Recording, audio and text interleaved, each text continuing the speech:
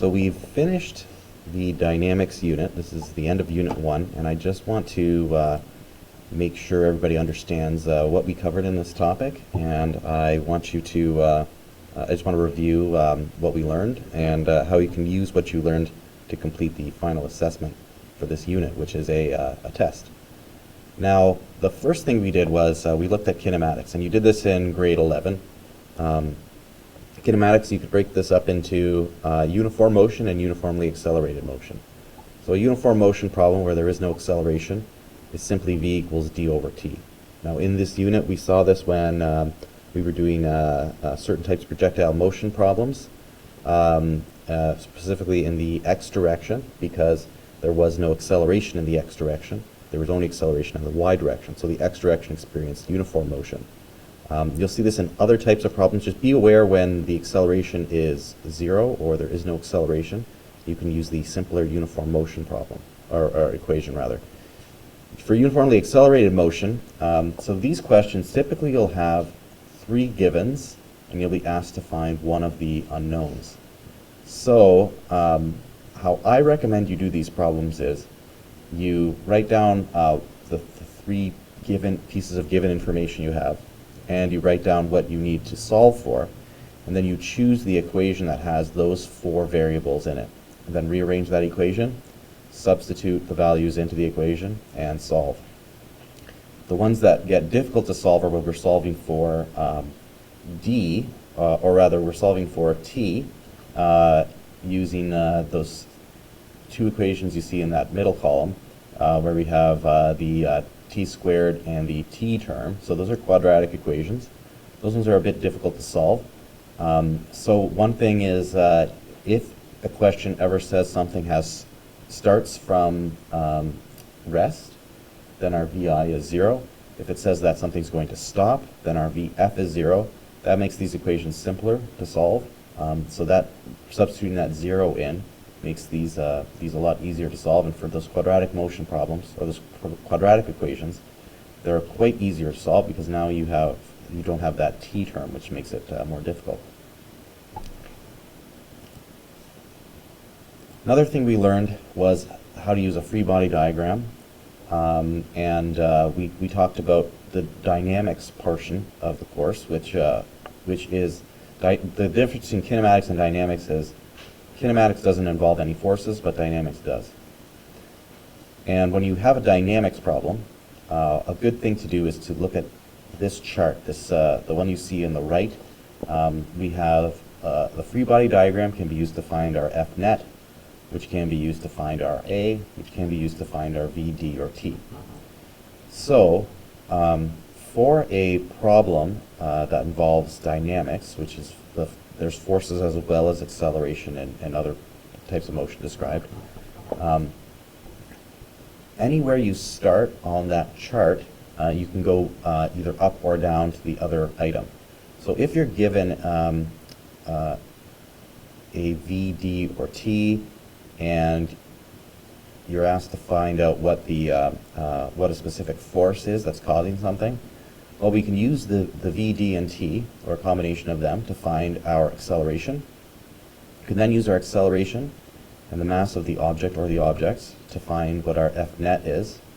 And then we can use our F net and our free body diagram to figure out what individual force was it that caused the type of motion. You can do this the other way around as well. If we have forces and we're asked to find how long something takes to move, or what velocities it will travel at after a specific force is exerted on an object, we use the free body diagram to find out what the net force is. Then we use the F equals ma equation to find out what our acceleration is. Then we use our acceleration and some other given information to find the missing variable for VI, VF, D, or T. We also learned about relative velocity, and I just took this one slide out of this lecture because for relative velocity, it's important to write your subscripts in the proper order and set up your equation in the proper order, because whether you add or subtract is going to change your answer. So for the most common type of relative velocity problem we had, which was determining planes moving, what velocity they were moving at relative to the Earth, or how they were moving relative to air. The VPE, the velocity of the plane relative to the Earth, was equal to the VPA, the velocity of the plane relative to the air, plus the VAE, which is the velocity of the air relative to the Earth. Now, if you have any other type of problem and you're not sure exactly whether you should be adding or subtracting a given velocity vector, I recommend setting it up in a similar way. So what you see next, that VDG, this is just simply an equation, a relative velocity equation that's just made up variables. But anytime we have the last variable, or rather the middle variables kind of next to each other, so we have VDE and VEF, that E and the E are kind of next to each other. Adding those together reduces to VDF. And we can do the same thing by adding that VFG. So adding that whole thing together gives us a VDG. For projectile motion, there were three types of problems. So one thing to recall is that the horizontal and vertical motions can be treated independently. Horizontal motion is uniform. We do not have acceleration in the x-axis. So we can use our Vx equals dx over tx. The vertical motion will be affected by the acceleration due to gravity. So our a is equal to our g. We can use the 5 uniform acceleration formulas to solve for that. Typically in a type of question like this, you'll use your vertical direction, your y-axis, your information in the y, to find out what time it takes for something to land, and then you'll go back and use that to find out how far something has traveled using the horizontal motion equation. There are other types of problems that you can be asked, but usually solving for time is asked almost more than half the time for these types of questions. You'll have to find the time to find something else. Now, there are three types of these problems. The one is the object thrown out of the window. That is simply when we have a Vx and our Vi, or sorry, our Vy, our initial Vy is 0. We have the object being kind of brought up and down in a parabolic motion. We can use the projectile motion equations for that to find the range, the height, and the maximum height and the time of flight. And then there's the more difficult type of problem where it's a projectile that goes up and then lands at a spot that is not at the same level from which it was launched. Those ones usually involve solving a quadratic equation. I had another video that explains how to solve a type of question like that. If you're having trouble with those types of questions, please watch that video where I go in a bit more in depth in solving those more difficult type of problems. Now I want to show you something else.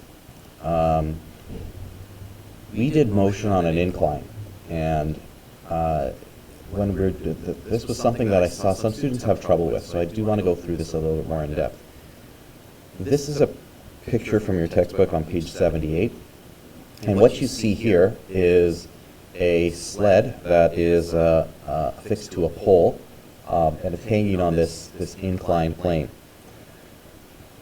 The force of gravity is always directly down, but because it's on an incline, the normal force is going to be perpendicular to the surface. The tension force is parallel to the surface. So that Fg, in this case, has to be broken up into an x component and a y component. What we've done is we've tilted our axis and made our x and our y, our x is basically the plane that the sled is laying on, and the y is the perpendicular to the sled, or to the plane on which the sled rests. So when we have our Fg and we break that up, the sign of Fg is actually going to be a force vector in our x direction, and the cosine of Fg is going to be a force vector in the y dimension. Now, in an object like this, the Fn does not equal Fg, but in fact the Fn is equal to Fgy. So our Fn in this case is mg cosine of theta, not sine of theta. So for these types of problems, make a free body diagram, even if you think you know what you're doing, and look at the angles and use the angles properly so that you know whether you're using sine and cosine correctly. Another type of problem we saw was the hanging mass problem, or rather any connected object problem. This one here is a hanging mass example, but these work in for any two objects that are connected, even if they're on the same plane. The idea for any type of problem like this is you want to put all of your forces in the same plane. So I'm going to scroll down, and what I want to do is imagine this as a force of gravity going to the right rather than going down, so that it opposes the force of friction on the mass 1 in this case. And when I draw the free body diagram for that, I end up with, there's two kind of sets of free body diagrams I have to do. The first free body diagram involves both mass 1 and mass 2 together, and the forces acting on that are, in this case, Fg1 and Fn1, and then Ff and Fg2 are going to the left and to the right, respectively. We do not have the force of tension when we treat that massive, or the global free body diagram. We use that free body diagram to find our acceleration. The acceleration of mass 1 and 2 implies that the acceleration of mass 1 and mass 2 is equal. So when we look at the free body diagram of one of those individually, we can then find the tension force, that internal force. So the mass 1 free body diagram would include the Fg1 going down and the Fm1 going up. It would have the force of friction, and it would have the force of tension. But we would know that the acceleration would go in this case, the right direction. So we know our force of tension has to be greater than our force of friction. So we found out what our F net would be by using F net equals ma, and then we should probably know what the force of friction is in this case. So using the force of friction and the F net, we can find out what the Ft is. That's how you would do a connected objects problem. Lastly, we studied uniform circular motion, and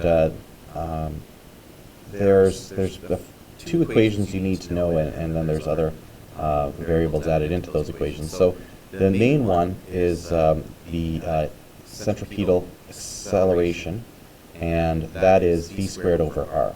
We do not write the direction for a problem like this unless we're given a specific point in time, because the centripetal acceleration is always directed towards the center of the circle.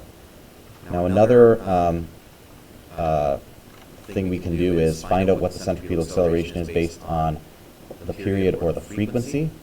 So doing that, we would have AC equals 4 pi squared r over t squared, or AC equals 4 pi squared r f squared.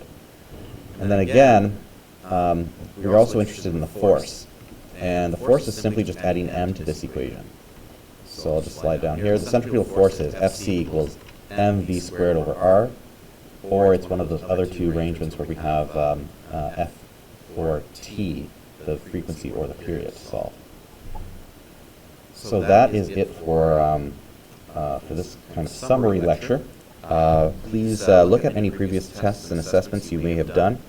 If you have any questions, feel free to ask me, and good luck on your final assessment for Unit 1.